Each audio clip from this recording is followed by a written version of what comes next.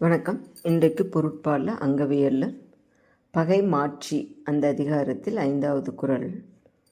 வழி நோக்கான் வாய்ப்பன செய்யான் பழி நோக்கான் பண்பிலன் பற்றார்க்கு இனிது. வழி நோக்கான் வாய்ப்பன செய்யான் பழி நோக்கான் பண்பிலன் பற்றார்க்கு இனிது. இது பாருங்க, இப்போது நம்ம இதுக்கு முதல் அதிகாரம் என்ன பார்த்தோம்? இகழ்னால் என்னன்னு பார்த்தோம். ஒரு மாறுபாடான கருத்து இருந்தது அப்படின்னா அதை பெரிது பண்ணாமல் அவங்களோட நட்பு பாராட்டணும் அப்படின்னு.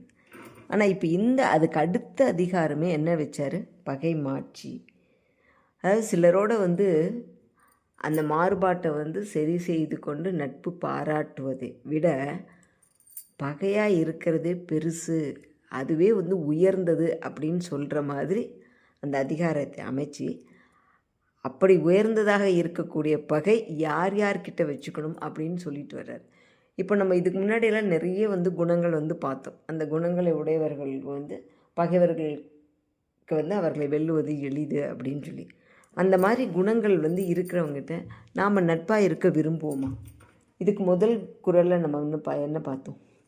நீங்கான் வெகுளி நிறையிலான் எஞ்ஞான்றும் யாங்கனும் யாருக்கும் எளிது. எங்கனும் யாருக்கும் எளிதாக விட்டுருவோம். நீங்கான் வெகுளினா வெகுளி நீங்காதவன், நிறையில்லாத அடக்கம் இல்லாதவன், இவனுடைய நட்பை நம்ம வச்சுட்டு என்ன பண்ண போகிறோம்னு சொல்லுங்கள். எப்படி இருந்தாலும் அவனால் நமக்கு பிரச்சனை தான் இல்லையா?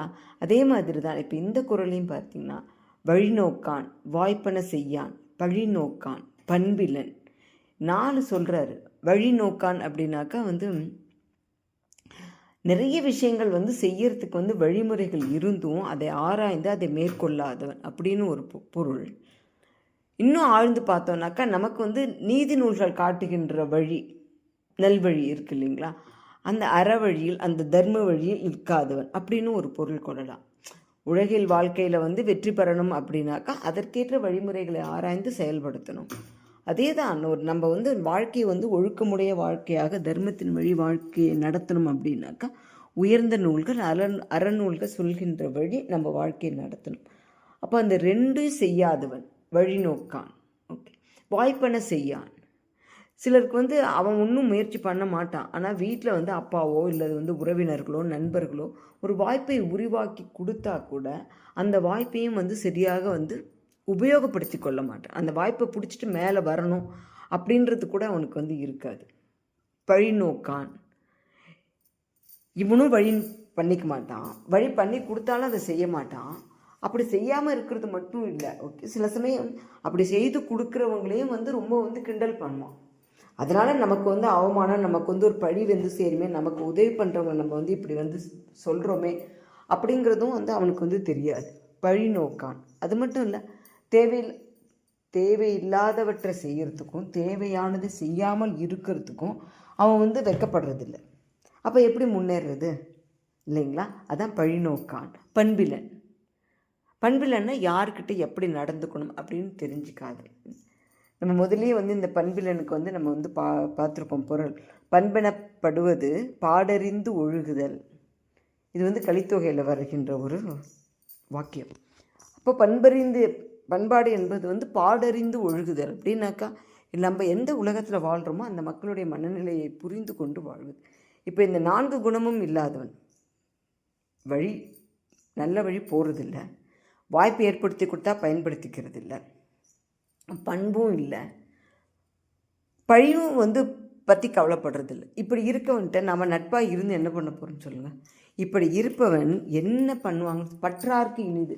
பற்றார் அப்படின்னா நம்மளை பற்றி நிற்காதவர்கள், அதாவது பகைவர்கள்.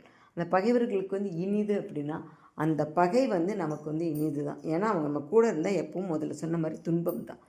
அதனால் இனிது. இன்னொன்று, அவனை வெல்லுவது பகைவர்களுக்கு ரொம்ப எளிது. 2 பொருளையும் நம்ம எடுத்துக்கலாம்.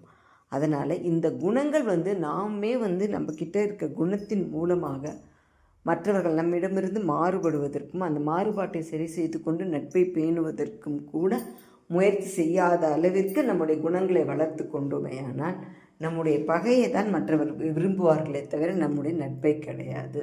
அதனால் நாம் ஒவ்வொரு குறள் படிக்கும்போதும் இதிலிருந்து ஏதாவது ஒரு குணம் நம்மிடம் இருக்கிறதா, அல்லது ஒரு குணம் ரொம்ப கம்மியான அளவில் கூட இருக்கலாம், நிறைய இல்லாமல். அந்த கம்மியை கூட நம்ம வந்து சரி செய்து கொள்ளணும் அப்படிங்கிறது வந்து ரொம்ப ரொம்ப முக்கியம். அதற்காக தான் இந்த குறளை வந்து நம்ம எல்லா குறள்களையும் படிக்கிறதும் மனப்பாடம் பண்ணுறதும் மற்றவங்களுக்கு சொல்கிறதுக்காகவும் இல்லை. நம்மளுடைய வாழ்க்கை முறை ஏதாவது ஒரு வகையில் மாற்றிக்கொண்டு நேற்றைய விட இன்றைக்கு, இன்றைய விட நாளைக்கு இன்னும் ஒரு மேம்பட்ட மனிதனாக வாழ்வதற்கு. சரிங்களா? நன்றி, வணக்கம். நாளை எடுத்துக்கோ.